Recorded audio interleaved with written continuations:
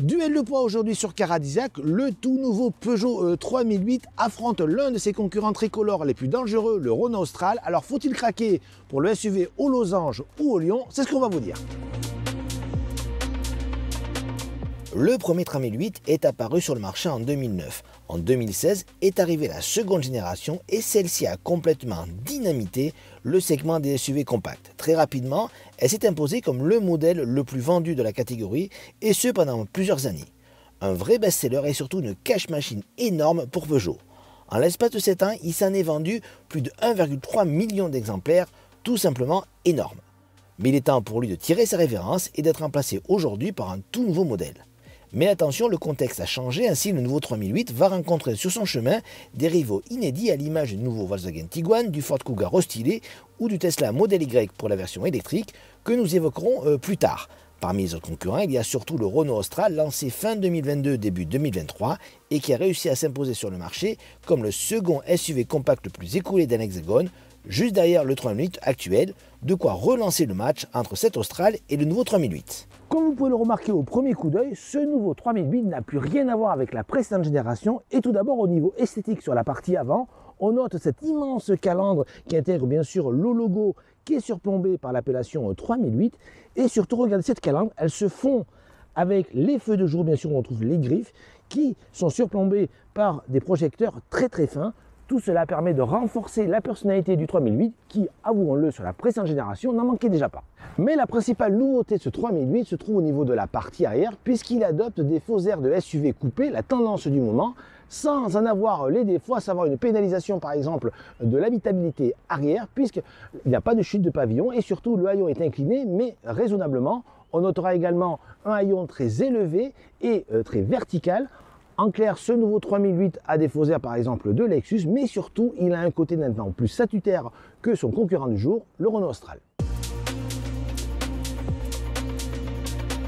Alors le Renault Austral est un véhicule bien connu puisqu'il est présent sur le marché français depuis fin 2022, début 2023 avec un succès auprès des automobilistes et en effet il dispose d'un style plutôt réussi qui passe notamment par des feux en forme de C, classique chez Renault.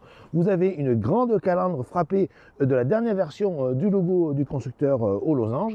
On en retrouve également au niveau de la partie arrière cette forme de C pour les feux. Donc au final, Renault a réussi à faire un SUV au style très dynamique qui a vraiment marqué une vraie rupture par rapport à son prédécesseur, le Kadjar, qui lui n'avait pas vraiment beaucoup de personnalité.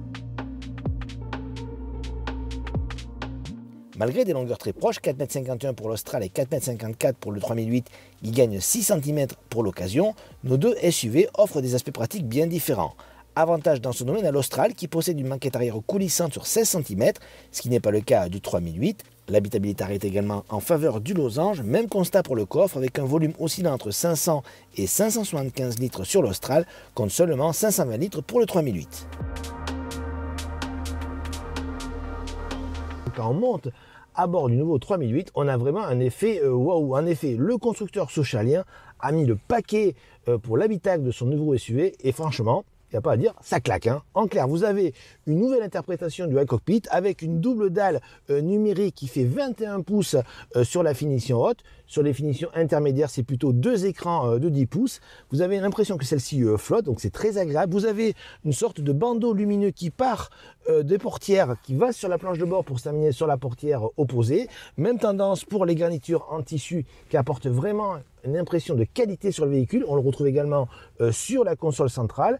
Et par rapport au 308 par exemple, on retrouve le système des iToggle, ces touches numériques qui peuvent être personnalisées suivant vos envies. À noter qu'avant il n'y en avait que 5. Maintenant, celle-ci propose un deuxième écran pour encore plus de fonctions. On retrouve également le petit volant qui peut être désormais chauffant. Il n'y a pas à dire, on a vraiment encore plus l'impression d'être à bord d'un cockpit que c'était le cas auparavant. À l'intérieur de l'Austral, on découvre une organisation qui est désormais bien connue avec son système Open Air, cette double dalle numérique composée de deux écrans de 12 pouces en forme de L. Vous avez l'instrumentation numérique face au conducteur totalement paramétrable et ainsi à droite, l'écran multimédia positionné verticalement géré par Google. Résultat, vous avez un système très rapide, très fiable, plutôt fluide à utiliser. C'est un vrai plus par rapport aux anciens systèmes multimédia de chez Renault. Par contre, c'est bien au niveau de l'ergonomie. On ne dira pas de même concernant ici les leviers. Vous avez 3 leviers sur la partie droite du volant. On a tendance à les confondre. Vous avez le levier de vitesse, le commande d'essuie-glace, mais également les commandes de radio. Parfois, on a tendance à inverser suivant ce qu'on veut faire. C'est un petit peu dommage. Enfin, on notera également un bon point concernant les aspects pratiques avec beaucoup de rangements pour le conducteur, notamment au niveau de la console centrale avec un système de repose-coude très pratique. Grosse nouveauté chez Peugeot puisque le nouveau 3008 va être disponible en 100% électrique, une grande première. 3 déclinaisons seront disponibles. La première, Ford 210 chevaux, alimentée par une batterie de 53 kWh, permet à une autonomie de 525 km. Une seconde à 2 moteurs et enfin une dernière à grande autonomie, promettant 700 km d'autonomie avec une batterie de 98 kWh. Plus tard arriveront une version micro-hybridée de 136 chevaux et un hybride rechargeable dont les caractéristiques restent encore inconnues pour l'instant. Politique radicalement différente chez Renault, l'Austral est uniquement disponible avec des motorisations hybrides, qu'elles soient légères, 12 ou 48 volts, ou complètes, 200 chevaux. Cet écart se retrouve également en matière de tarification. Ainsi, les prix de l'Austral débutent à partir de 35 500 €. Ceux du 3008 commencent à partir de 38 490 € pour la version micro-hybridée 136 chevaux. Il faudra débourser 6 500 € de plus pour la version électrique, auquel il faut bien sûr soustraire le bonus. Le 3008 conserve donc son positionnement tarifaire à la limite du premium, comme c'était le cas de l'actuel, mais cela n'a pas empêché le succès. Renouveler un succès n'est jamais simple. Pourtant, même s'il est difficile de prévoir l'avenir, il y a fort à parier que le 3008 continue sur la même lancée que le précédent, et ce malgré l'augmentation des tarifs. L'Austral, qui connaît pourtant un bon début de carrière, va rencontrer donc un rival de poil sur son chemin. Prochaine étape maintenant pour le 3008, les premiers essais routiers qui interviendront mi-février.